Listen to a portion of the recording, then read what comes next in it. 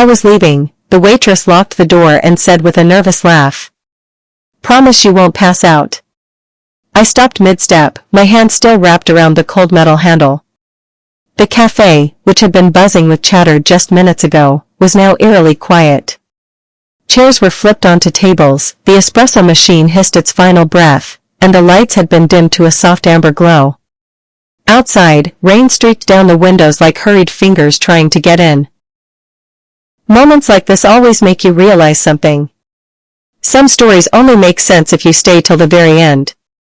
Why would I pass out? I asked, forcing a smile. She didn't answer immediately. Instead, she turned the key again, as if making sure the lock was firm, and slid it into her apron pocket.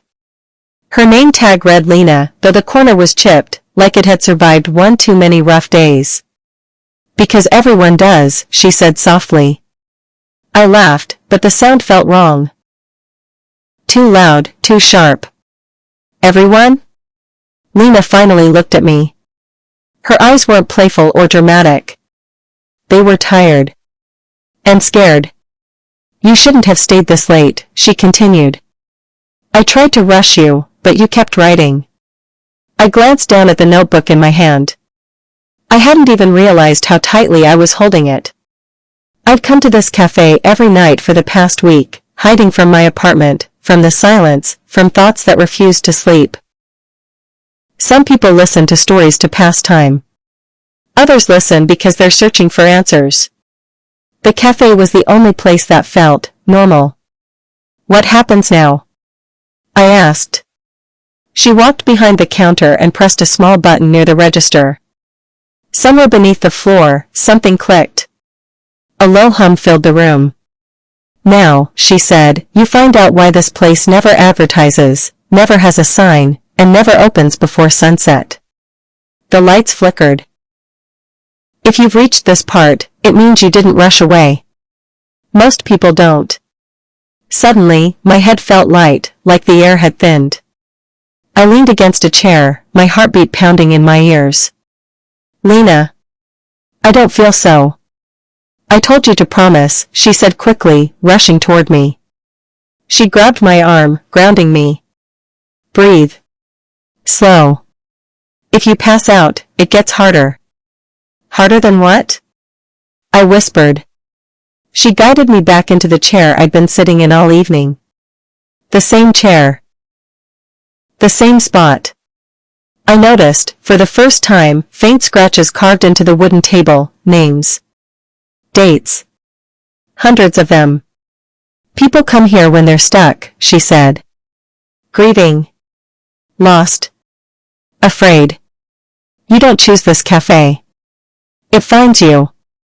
The humming grew louder. The walls seemed to stretch, just slightly, like a reflection in disturbed water. "What happens to them?" I asked, pointing at the names. Lena swallowed. "They remember." My vision blurred, not from dizziness, but from something else, images flooding my mind. Hospital corridors. A phone ringing at 3 a.m. A voice telling me my brother wouldn't wake up. Some memories don't disappear. They wait for the right moment to be heard. I gasped. "That's it," she said gently. "Don't fight it." Tears streamed down my face before I could stop them. I remembered everything I had tried to forget, the guilt, the anger, the unanswered questions. My hand shook. But I didn't pass out.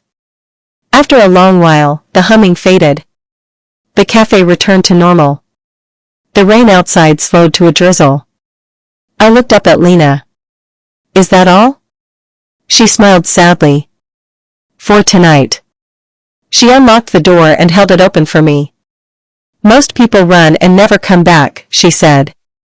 "Some come back every night, until they're ready." Ready for what? To forgive themselves. I stepped outside. The air felt heavier, realer.